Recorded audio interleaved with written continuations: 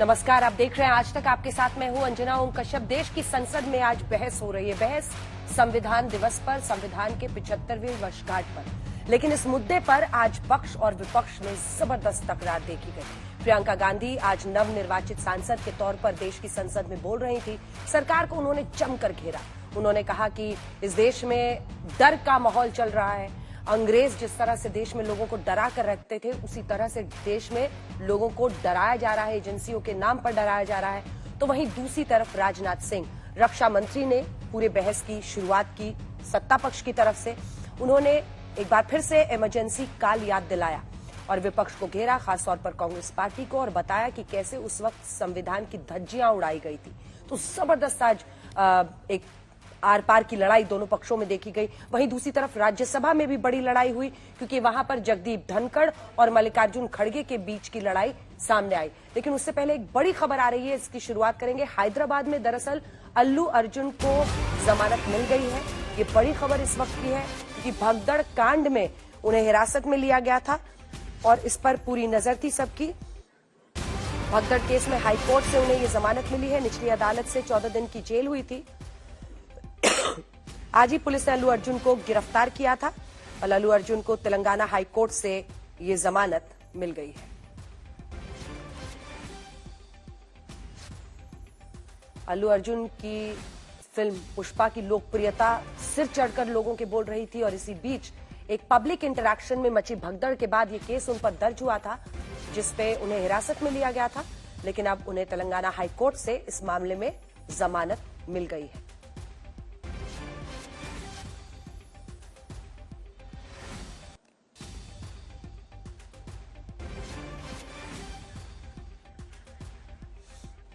तो इस खबर पर हमारी नजर रहेगी ही, लेकिन एक बार फिर से रुख करते हैं देश की संसद का, जहां कर संविधान की 75वीं वर्षगांठ को मनाते हुए आज जबरदस्त बहस हुई है। हालांकि जब प्रियंका गांधी के पहले भाषण की बात हुई तो राहुल गांधी ने भी कहा कि उनकी जो पहली स्पीच है संसद में नवनिर्वाचित सांसद के तौर पर, वो ज्यादा अच्छी रही। कुल मिलाकर देखिए, मुकाबला जबरदस्त है। और इस बार जब आप देखते हैं कि आने वाले वक्त में, चाहे वो दिल्ली हो, फिर बिहार विधानसभा के चुनाव हो, तो संविधान के इर्द गिर्द, लोकतंत्र के इर्द गिर्द, भय के माहौल के इर्द गिर्द एक बड़ी बहस पक्ष और विपक्ष में छिड़ी थी, जिसका स्वरूप आज संसद में देखा। ये रिपोर्ट देखिए, फिर चर्चा की शुरुआत करेंगे। सभी पार्टियों के मेहमान हमारे साथ जुड़ेंगे। अगर लोकसभा में ये नतीजे नहीं आए होते तो ये संविधान बदलने का काम भी शुरू कर लेते। संविधान को परतंत्र बनाकर जो लोग राज करना चाहते हैं, उनके लिए आजादी का अमृतकाल सिर्फ एक जुमला है। पिछले कुछ वर्षों में देश में एक ऐसा माहौल बनाने का प्रयास किया गया है कि संविधान एक पार्टी की विशेष है।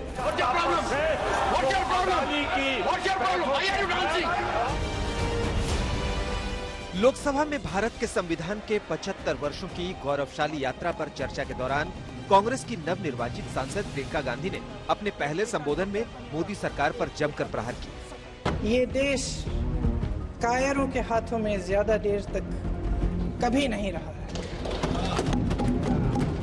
ये देश उठेगा, ये देश लड़ेगा। संविधान पर चर्चा के दौरान सत्ता पक्ष से सबसे पहले रक्षा मंत्री राजनाथ सिंह का संबोधन, वहीं विपक्ष से प्रियंका गांधी ने मोर्चा संभाला। एक पार्टी विशेष द्वारा संविधान निर्माण के कार्य को हाईजैक और एप्रोप्रिएट करने की कोशिश हमेशा से की गई है।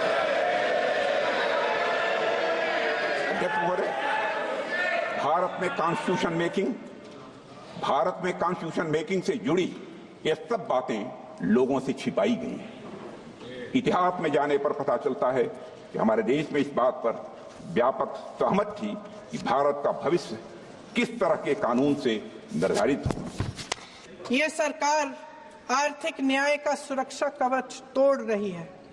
आज संसद में बैठी ये सरकार बेरोजगारी और महंगाई से जूझ रही हमारी जनता को क्या राहत दे रही है। कृषि के कानून भी बड़े बड़े उद्योगपतियों के लिए बन रहे हैं। सही एमएसपी को छोड़िए, डीएपी तक नहीं मिल रहा है। राजनाथ सिंह ने इमरजेंसी की याद दिलाई तो प्रियंका बोली, बीजेपी भी अपनी गलतियों के लिए माफी मांगे। साल 1975 में हुए 38वें 30th संविधान संशोधन से आपातकाल यानी इमरजेंसी लगाने के निर्णय को इमरजेंसी लगाने के लिए नॉन जस्टिशिएबल बनाने की कोशिश की गई। इलेक्शन लॉ अमेंडमेंट बिल लाया गया जिसका एकमात्र उद्देश्य उन सभी इलेक्टोरल मैल प्रैक्टिसेस को इम्यूनिटी देना था जिसके कारण श्रीमती इंदिरा गांधी के चुनाव को चुनौती दी गई। देश की जनता जानती है कि इनका हंसती है, जानती है कि इनके यहाँ तो वॉशिंग मशीन है।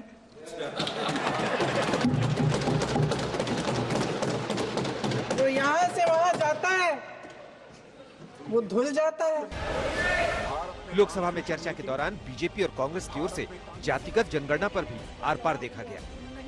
देश की जनता की आंखों में धूल झोंक कर राजनीति नहीं की जानी चाहिए। राजनीति करनी है तो जनता की आंखों में आंख डालकर राजनीति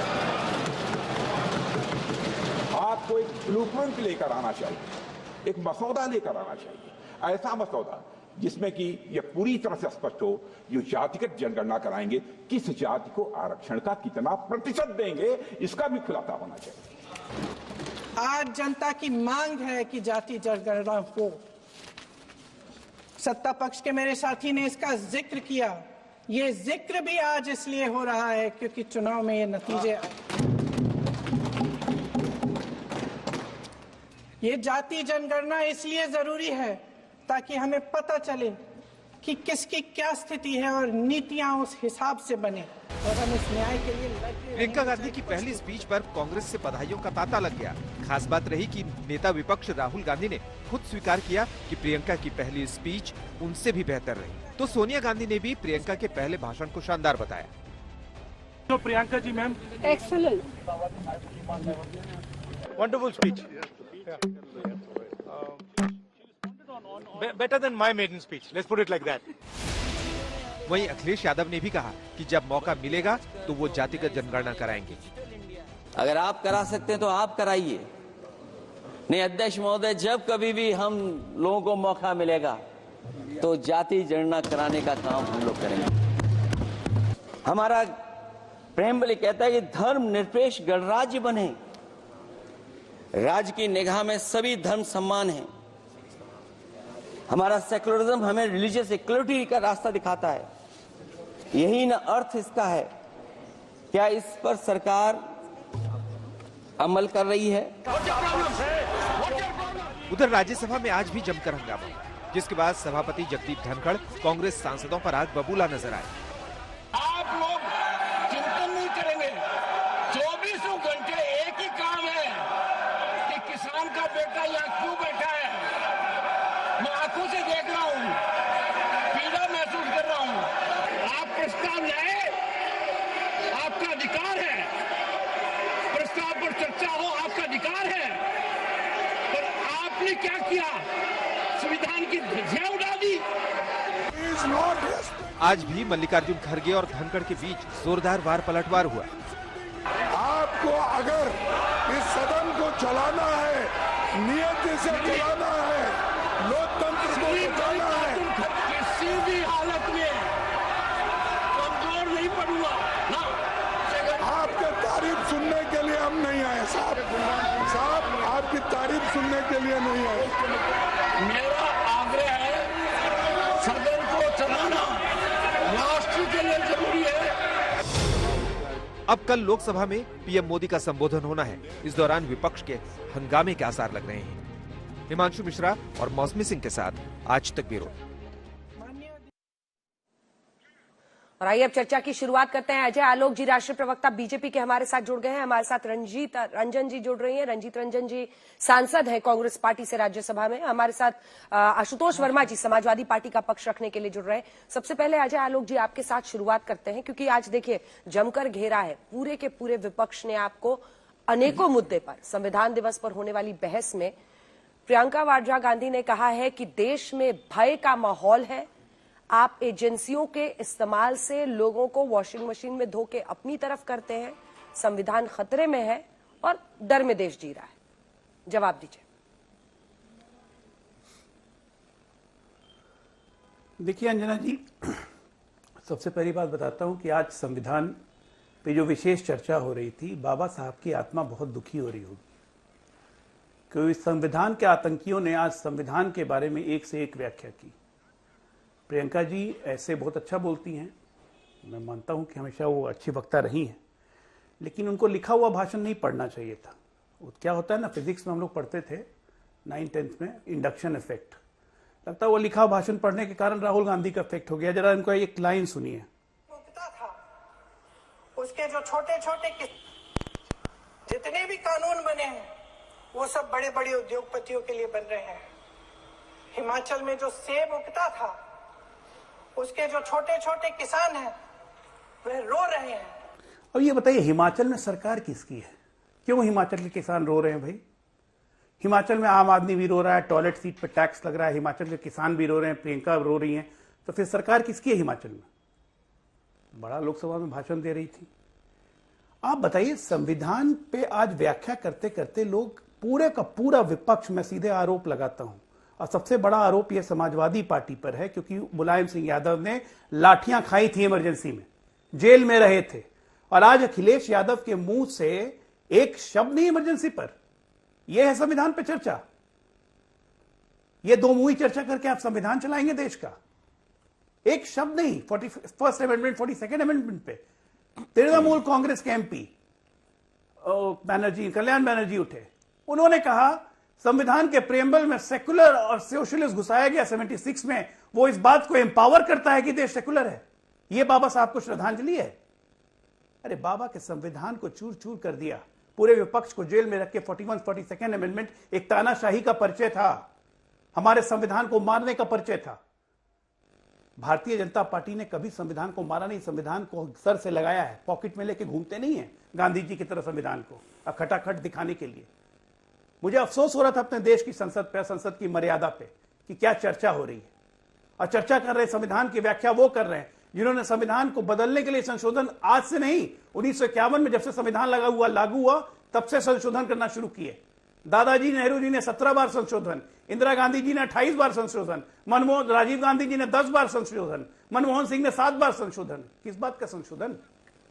लगातार तुष्टीकरण का संशोधन, लगातार अपने आप को तानाशाह साबित करने का संशोधन, और एक जिक्र नहीं, एक चर्चा नहीं। राजनाथ जी ने जब गिनाना शुरू किया तब उस वक्त आवाज नहीं निकली। अरे हमने तो संशोधन किया, 370 हटाया, हम आज 91st अमेंडमेंट नहीं लाते ना। अंजना जी का बता देता हूं, 91st अमेंडमेंट 2003 का अभी वाजपेयी जी लेके नहीं आते ना, तो आज पता चलता कि घमंडिया के जितने एमएलए हैं उतने ही मंत्री बने रहते सरकारों में। ये हाल था इनका। लेकिन आशुतोष जी से पूछिएगा जरूर कि अखिलेश ने क्यों नहीं चर्चा की इमरजेंसी। ठीक है, रंजीत मुलायम सिंह के बारे में जिसको जेल में ठूसा गया, लाठियां खाई, जनेश्वर मिश्रा हॉस्पिटलाइज थे। ठीक है, आवाज कट गई। ठीक है, रंजीत रंजन जी आपके पास आते हुए। रंजीत जी देखिए, आज पहले तो उन्होंने प्रियंका जी के भाषण से हिमाचल प्रदेश का जो सेब किसानों का उन्होंने मुद्दा उठाया, उस पर उन्होंने प्रश्न किया, उसका भी जवाब दीजिएगा। लेकिन जब जब संविधान की चर्चा होती है, बीजेपी और जाहिर तौर पर इमरजेंसी को लेकर आपसे प्रश्न पूछा जाता है, और ऐसे में वो प्रश्न हमेशा कांग्रेस पार्टी से जुड़ा रहेगा।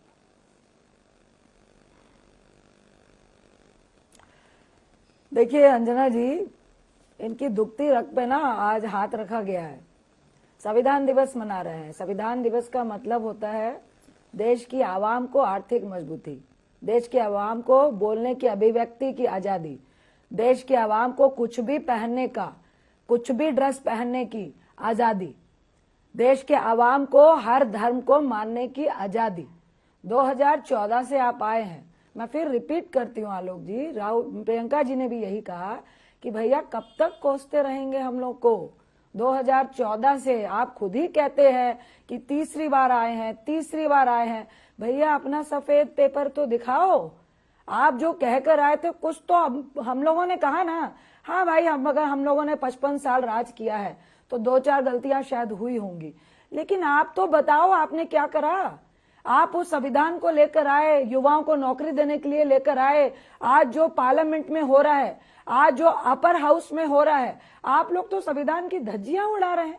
आपके राज में आज जो संविधान हमें फ्रीडम देता है, बोलने की अभिव्यक्ति देता है, अपने राइट के लिए लड़ने की अभिव्यक्ति देता है, आज आप ईडी, सीबीआई, आईटी से पूरे एजेंसीज को तो कंट्रोल कर रहे हैं, लोगों को कंट्रोल कर रहे हैं, मीडिया को कंट्रोल कर रहे हैं। कार्टूनिस्ट अगर कार्टून बना देता है, मुंबई का याद है क्या आपको? वो भी संविधान में आता है, उसको जेल भेज दिया गया था।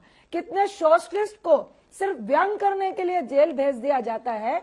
और आज आपका संविधान की धज्जियां उड़ाते हुए अपर हाउस को भी कंट्रोल करने की जो कोशिश हो रही है, जो स्पीकर का पद है, वाइस प्रेसिडेंट का पद है, वाइस प्रेसिडेंट से भी ऊपर का पद स्पीकर का पद कहा जाता है, जिसमें प्रधानमंत्री को भी माननीय सभापति कहना पड़ता है, उस पद की भी गरिमा नहीं रखी। अगर उस पद की भी गरिमा नहीं रखी तो ये किसकी धज्जियां उड़ रही हैं? ये संविधान की धज्जियां उड़ रही हैं। आप देश की सबसे बड़ी पंचायत को भी आप कंट्रोल करना चाह रहे हैं। क्या संविधान में लिखा है क्या? आप उनसे पूछिए, संविधान में लिखा है क्या कि जिसकी सत्ता आएगी वो अपनी मनमानी से सदन को चलाएगा, सदन को चलाने की कोशिश करेगा? इधर उधर की बात ना करें, आप अपनी रिपोर्ट कार्ड लेकर आए। ठीक है, आशुतोष जी एक बार बोल लें, उसके बाद से अजय आलोक जी आप इसका जवाब दीजिएगा। आशुतोष जी, जो प्रश्न अजय आलोक का था वो कह रहे थे कि अखिलेश यादव ने देखिए आज कास्ट सेंसस से लेकर तमाम मुद्दे पर संविधान की जो मूल भावना है उसको लेकर एक लंबी उन्होंने चर्चा की, लेकिन वो पूछ रहे हैं कि जिनके पिता ने खुद एक बड़े समाजवादी नेता के तौर पर इमरजेंसी के दौरान लाठियां खाई थी, उन्होंने इमरजेंसी का जिक्र क्यों नहीं किया? जी धन्यवाद। देखिए, पहले तो ये वो पंथनिरपेक्ष की बात कर रहे थे, तो ये ज्ञात है कि 42वें संविधान संशोधन में जब पंथनिरपेक्ष शब्द का प्रयोग किया गया, लेकिन संविधान में कई ऐसे अनुच्छेद मौजूद थे जिनके आधार पर भारत को पहले से भी धर्मनिरपेक्ष राज्य कहा जा सकता था। भारत में संविधान द्वारा नागरिकों को यह विश्वास दिलाया गया था कि उनके साथ धर्म के आधार पर कोई भेदभाव नहीं होगा। संविधान में भारतीय राज्य का कोई भी धर्म घोषित नहीं किया गया और न ही किसी खास धर्म का समर्थन किया गया। इनफैक्ट संविधान के अनुच्छेद 14 के अनुसार भारतीय राज्य क्षेत्र में सभी व्यक्ति को कानून की दृष्टि से समान होंगे, धर्म, जाति अथवा लिंग के आधार पर उनके साथ कोई भेदभाव नहीं किया जाएगा। क्या भारतीय जनता पार्टी के प्रवक्ता इस बात की सुनिश्चित करते हैं कि जो पिछले 10 सालों से इस देश में हो रहा है, एक धर्म विशेष पे टिप्पणी करके उसको अलग थलग करके दोयम दर्जे का नागरिक क्यों बनाया जा रहा है? क्या ये संविधान की आलोचना नहीं है? क्या बाबा साहब भीमराव अम्बेडकर के संविधान की तौहीन नहीं है? तो ये हमको ज्ञान देने से पहले अपने ऊपर पहले देखा करें। अब बात करी है कि माननीय मुलायम सिंह यादव और समाजवादी सोच के लिए, हाँ ये बात बिल्कुल सही है और इस बात को मानता हूं कि इमरजेंसी का दौरान भारत के संविधान के ऊपर एक काला धब्बा था, है और रहेगा। इससे कांग्रेस पार्टी भी मुंह नहीं मोड़ सकती है, लेकिन उस समय के अधिनायकवाद के खिलाफ था। अगर उस समय भारतीय जनता पार्टी ये करती तब भी नेता मुलायम सिंह यादव उसके खिलाफ होते। आज भारतीय जनता पार्टी कर रही है तो आज अखिलेश यादव उसके खिलाफ खड़ेंगे।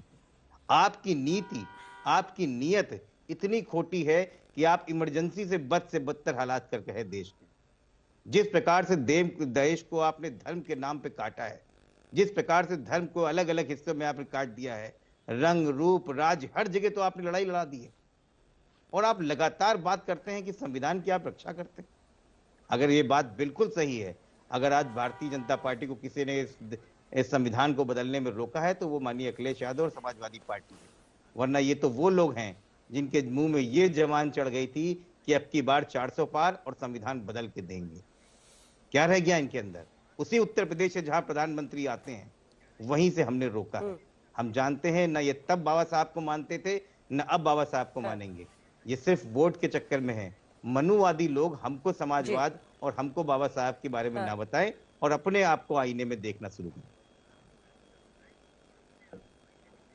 ठीक है अजय आलोक जी, आप यहीं से पूरा सिरा उठाइए, दोनों की बातों का जवाब दीजिए। रंजीत जी कह रही हैं कि आप लोग हर संस्था को अपने नियंत्रण में ले रहे हैं, आप सभापति के जरिए देश की संसद को भी मैनिपुलेट करना चाहते हैं अब, और वहीं दूसरी तरफ इनका ये कहना है कि बाबा साहब के संविधान के बारे में समाजवादियों को आपको सिखाने की जरूरत नहीं है। दोनों पर आपका जवाब।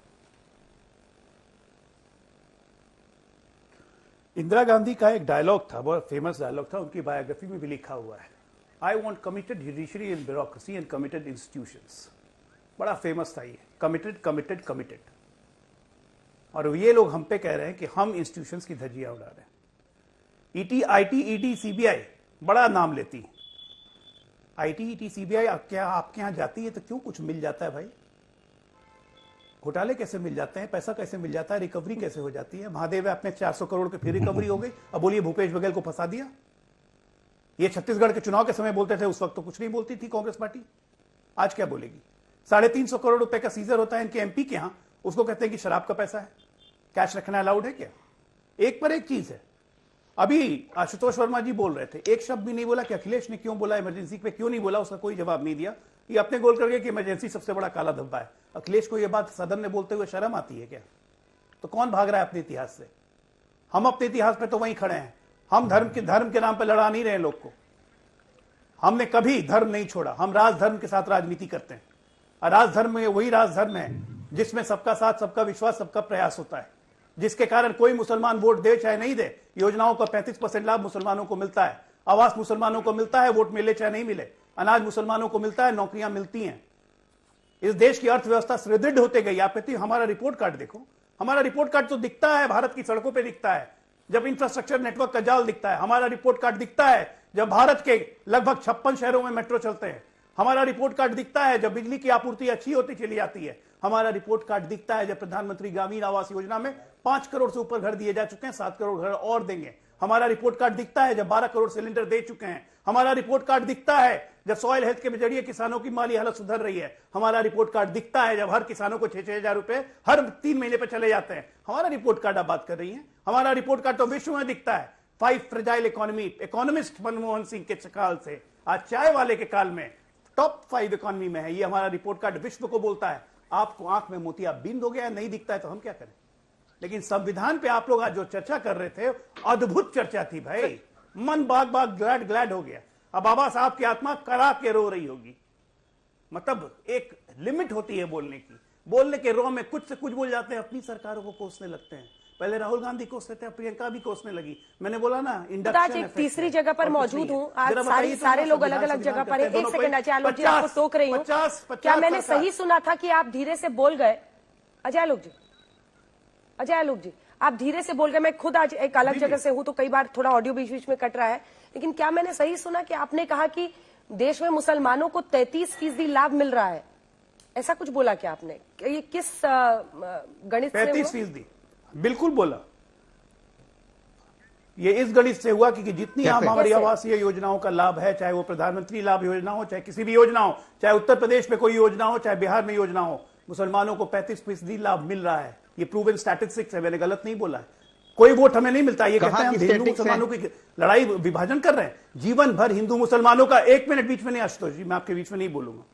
एक भी बार जरा 10 साल में बता दीजिए मोदी राज में कहां दंगे हुए, और जहां दंगे करने की कोशिश की गई वहां कहां कंट्रोल नहीं कर लिया गया? क्या यहां कभी, या क्या कभी मुजफ्फरनगर हुआ? यहां पे कभी हुआ क्या? 1992 की तरह कभी दंगे हुए यहां पे? क्या गुजरात में जैसे कांग्रेस का राज था हर साल दंगे होते थे, कभी दंगे हुए? कोई दंगे नहीं होंगे साहब। यहां पे सब शांति है। आपको शांति इसलिए हो गई है क्योंकि आपकी तुष्टीकरण की राजनीति और आपकी बांटने की राजनीति अब चल नहीं रही है। जागृत हो चुका है ये देश। आज जब देश सुन रहा था आप लोग को ना, संविधान पर चर्चा करते हो, बाय द वे आज संविधान दिवस है नहीं। संविधान दिवस 26 नवंबर 1949 को होता है। चुप होंगे तभी ना। ठीक है रंजीत जी, सांसद जी, आप यहीं से सिरा उठाइए। देखिए वो ये कह रहे एक बार रंजीत जी बोल रहे हैं, उसके बाद से हाँ रंजीत जी बोलिए। देखिए इस बात का जवाब दीजिए। वो कह रहे हैं कि आप बार बार, आज प्रियंका जी भी ने मेंशन किया कि सब वॉशिंग मशीन में धुल के आते हैं। वो कहते हैं कि गंदे कपड़े वाले लेके घूमते क्यों हैं? जहां जहां रेड में कुछ पकड़ाता है वही पकड़ाए जाते हैं। एक तो ना भाजपा वालों को कांग्रेस से बहुत प्यार है। कांग्रेस के बगैर इनकी दुकान चलती नहीं है।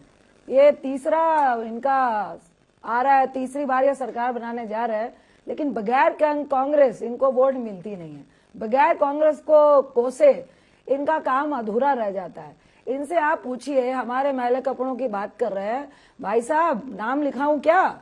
असम से लेके, महाराष्ट्र से लेके, दिल्ली से लेकर, उत्तर प्रदेश से लेकर, मध्य प्रदेश से लेकर, जिनके मैले कपड़े थे, मान लिया, अरे आप अपने में ले जाके वॉशिंग मशीन में, कौन सी वॉशिंग मशीन है जरा हमें भी तो बताओ। नाम गिनाऊं क्या कितने लोगों को लेके गए हैं?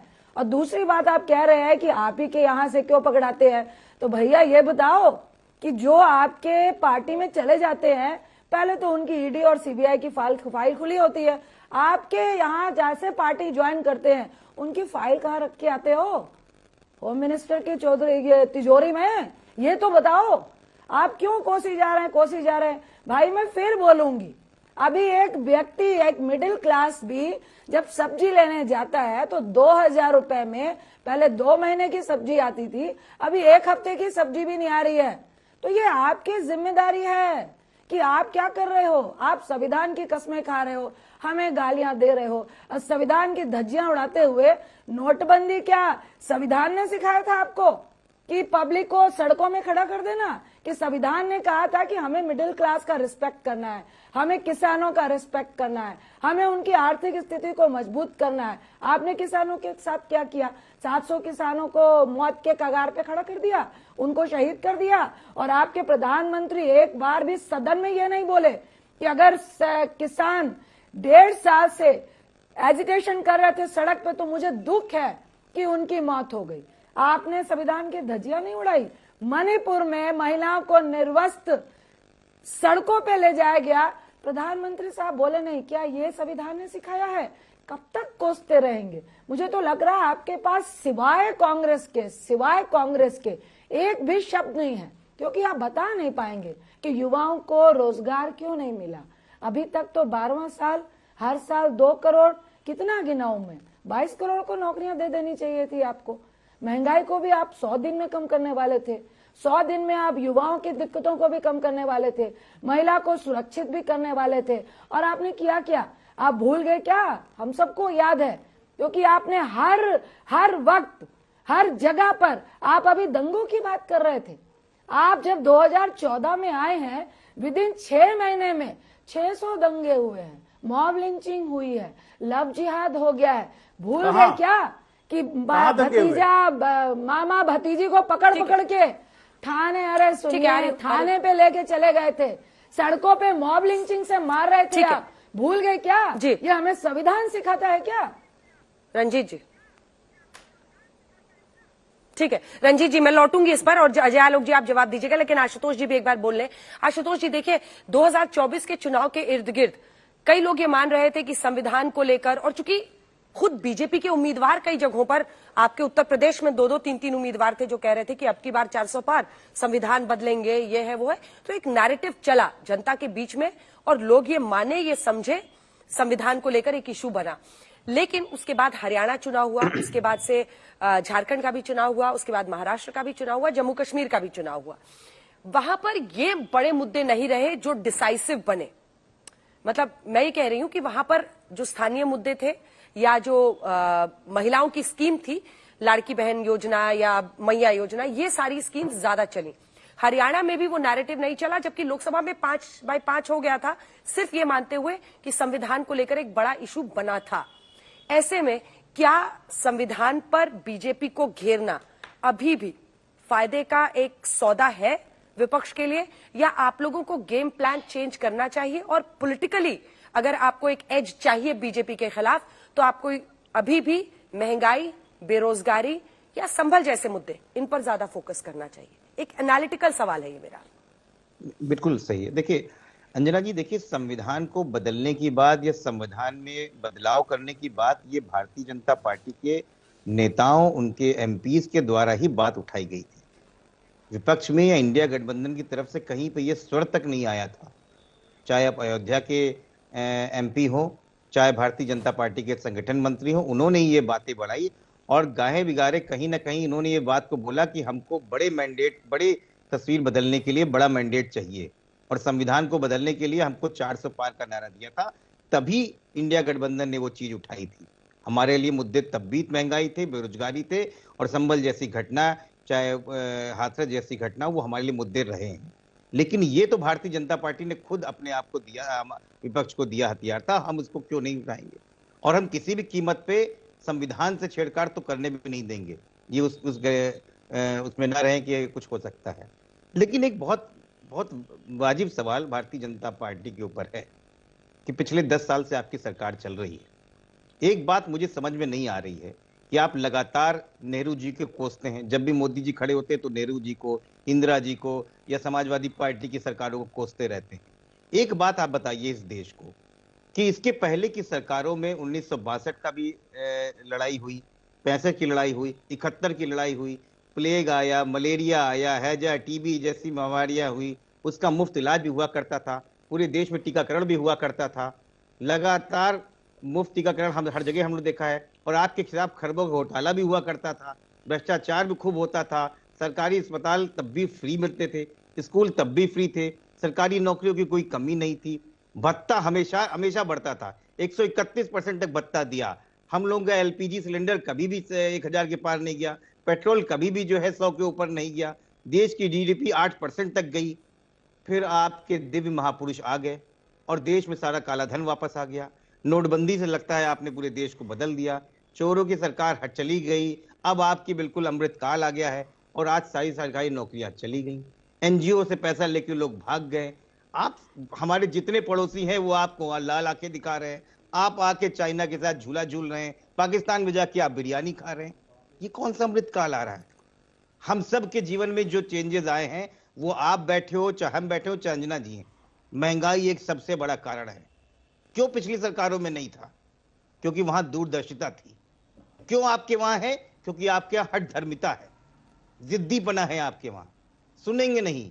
15 दिन से सदन चल रहा है, 15 मिनट आपके महापुरुष आके नहीं बैठ सकते। क्यों बैठेंगे? क्योंकि बड़े बड़े विपक्षी नेता बोलेंगे तो सुननी पड़ेगी, कैमरा जाएगा तो लोग हंसेंगे।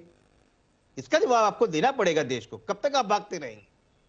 और फिर मैं आपके अंजना जी आपके सवाल के बाद आता हूं, संविधान पे होने वाला एक एक इनका प्रहार समाजवादी पार्टी अपने सीने पे खुद झेल सकती है और इनको जितनी ताकत होगी उतना तोड़ने में सक्षम है। 2024 तो अभी बानगी है, आगे 2027 में देखिएगा।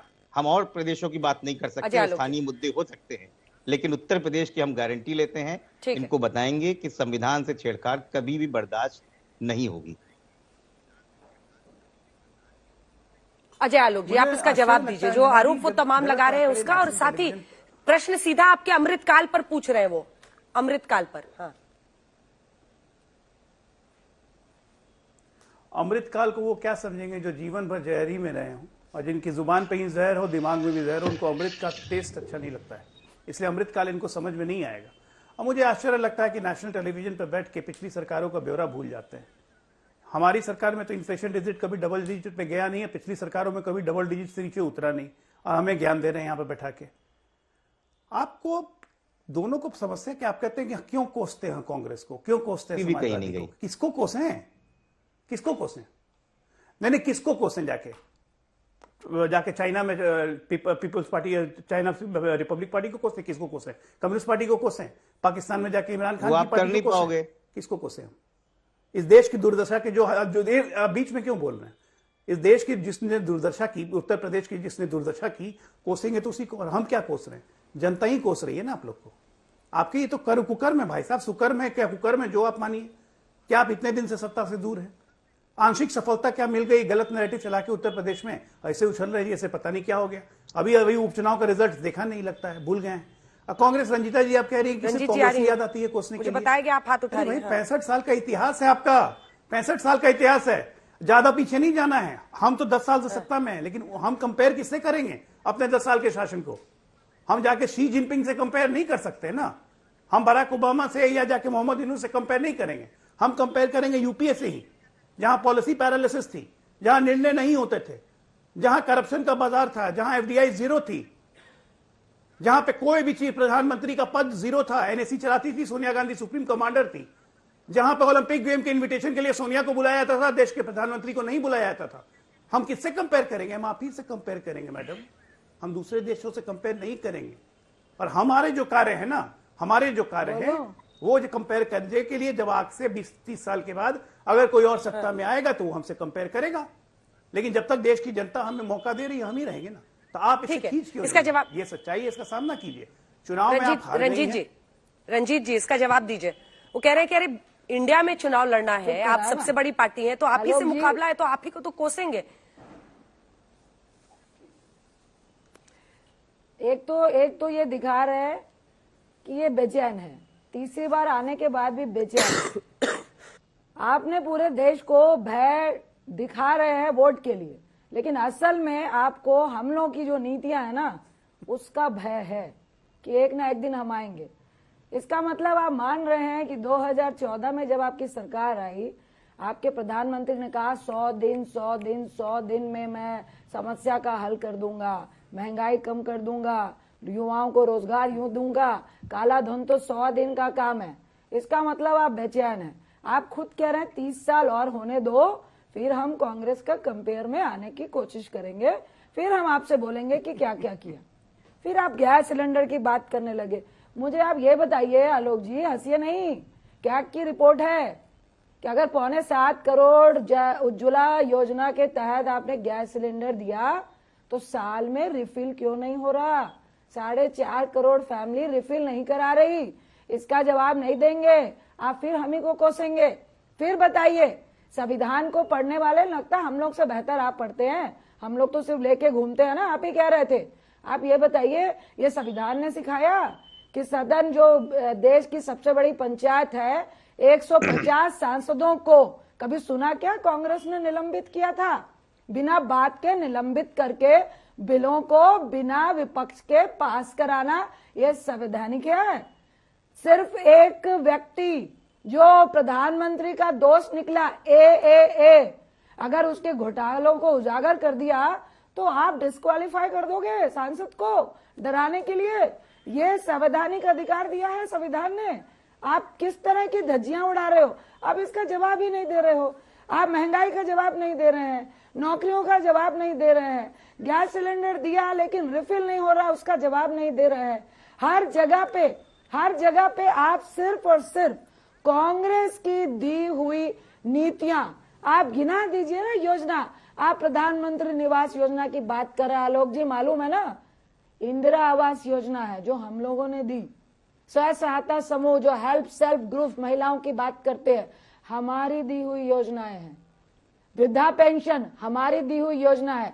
खास सुरक्षा हमारी दी हुई योजना है। लेकिन हम भीख नहीं दे रहे थे, हम 2 रुपए और 3 रुपए किलो गेहूं और आटा दे रहे थे। आपने कोरोना का बहाना मारा और आपका ही 81 करोड़ लोगों को 5 किलो अनाज अभी तक देना क्या इस बात को सिद्ध नहीं करता है कि तीसरे बार आने के बावजूद आप लोगों को गरीबी से निकाल नहीं पाए हैं?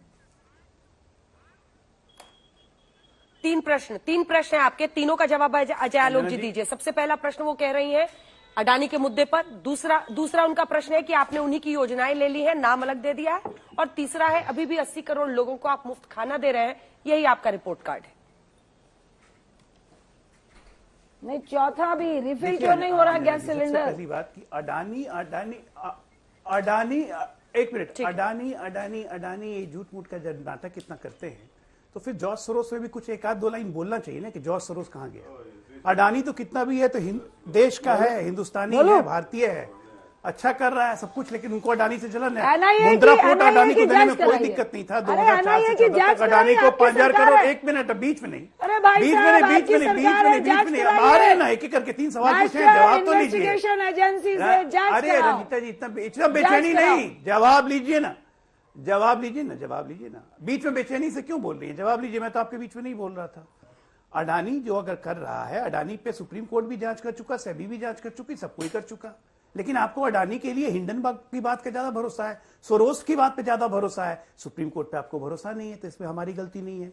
अब आ जाते हैं दूसरी। अच्छा कि आपने कोरोना का नाम लिया, बड़ा जिम्मेदार विपक्ष है आप तो कांग्रेस। कोरोना काल में देश के प्रधानमंत्री को मोडानी कहने वाले हमें सिखाएंगे कि कैसे चलाता है जाता है शासन, कैसे चलाया जाता है। कोरोना काल में देश की निर्मित वैक्सीन पे सवाल उठाने वाले, अपने हमारे बच्चों को कब वैक्सीन लगेगी इसका पोस्टर लगवाने वाले, देश में अव्यवस्था फैलाने वाले, और देश में 60 साल जो शासन कर चुके हैं वो हमें सिखाएंगे कैसे होता है। प्रधानमंत्री का नाम मोडानी है। ये राहुल गांधी थे ना आपके, ये प्रियंका गांधी थी ना आपकी। हमारे बच्चों को कब वैक्सीन लगेगी? देश की निर्मित वैक्सीन पे हमारे वैज्ञानिकों पे सवाल आपने उठाया था ना, इसमें तो जवाब आपको देना होगा ना। बस पब्लिक की मेमोरी, हमें बस मेमोरी याद दिलानी है कि आपने क्या क्या किया है। बोलूं क्या? ये तो हमारे सत्ता में रहते हुए हुआ ना। मोडानी पे मैं मेमोरी याद दिला रहा हूँ ना, वैक्सीन पे मेमोरी दिला रहा हूँ। इंडियन वैक्सीन ली, कंक्लूडिंग रिमार्क, 2 लाइन का कंक्लूडिंग रिमार्क, 2 कौन सी वैक्सीन ली है? आराम से, आपके कुकर में इतना 2 लाइन का कंक्लूडिंग रिमार्क, जल्दी से रंजीत जी आपसे शुरू करते हैं। लेकिन कांग्रेस पार्टी का कुकर खत्म नहीं होगा। 1000 किलोमीटर चलना भूल गए क्या? अभी यूपीएससी के छात्रों में डीएम थप्पड़ मार रहा है बिहार में, ये संवैधानिक है क्या? इसका जवाब नहीं देंगे क्या? कोरोना काल में जो गंगा में लाशें बह रही थी, यूपीएससी के नहीं, बीपीएससी के छात्र थे, गुंडाई कर रहे थे, उपद्रवी थे। यूपीएससी नहीं, पहली बात की बीपीएससी के अभ्यर्थी छात्र थे जिसको डीएम ने थप्पड़ मारा और वो गुंडाई कर रहे थे, उपद्रवी थे। थप्पड़ मारो, ठीक है ना, उपद्रवी थे, गुंडाई कर रहे थे, वो सफाई और कांग्रेसी जैसी हरकत कर रहे थे। छात्रों का ऐसा चरित्र नहीं होता, छात्रों का ऐसा चरित्र नहीं होता है, थप्पड़ मारे, छात्रों का ऐसा चरित्र नहीं आप होता है, इसको ऑथराइज कर रहे हैं थप्पड़ मारने के लिए। छात्रों का ऐसा चरित्र नहीं होता है, मुझे लगता है कि भारतीय छात्रों का ऐसा चरित्र नहीं होता है रंजीता जी। डीएम को बोला थप्पड़ ये सफाई मारो। छात्र नहीं है, छात्र को छात्र रहना आप चाहिए, authorize कर रहे हैं अराजक नहीं होना लोग चाहिए, अराजकता की authorize परमिशन कर नहीं रहे दी हैं। जा सकती है। आप और authorize डीएम या कर रहे हैं एसपी कानून प्रशासन व्यवस्था को। बनाने के लिए होते हैं। आप authorize जो कर भी रहे हैं शासन प्रशासन चलाएगा को। वो डीएम एसपी थप्पड़ को ये मारो। जानता है कि नहीं, कोई मुझे गलत लगता काम है नहीं कि- करेंगे, मारने के लिए ऑथराइज कर कोई रहे हैं, ये ऑथराइजेशन बताइए। नहीं है, आप लेकिन authorize अराजकता कर रहे हैं फैलाने की छूट प्रशासन नहीं को। है ना, स्टूडेंट को अराजकता थप्पड़ फैलाने की मारने, छूट नहीं है, ये संविधान चाहे ने बिहार हो बताया चाहे कहीं हो, कि प्रशासन अराजकता थप्पड़ फैलाने मारे। की छूट नहीं है। कानून है, अंजना जी, थप्पड़ मुझे मारे। लगता है कि नहीं, भारतीय आप जनता उपद्रवी नहीं पार्टी बन को सकते हैं। चलिए, ज्यादा आशुतोष जी, परेशानी माफी के साथ अब मुझे लगता है कि वक्त इतने की इजाजत देता है, इसकी भरपाई मैं दूसरे दिन किसी दिन डिबेट में कर लूंगी, आप अपनी बात कर लीजिएगा, क्योंकि गर्म बहस हो गई थी दोनों के बीच में और बिहार के मुद्दे को खासतौर पर दोनों उठा रहे थे। इसी के साथ हल्ला बोल में इतना ही, लेकिन देश दुनिया की बाकी खबरों के लिए आप देखते रहिए आज तक।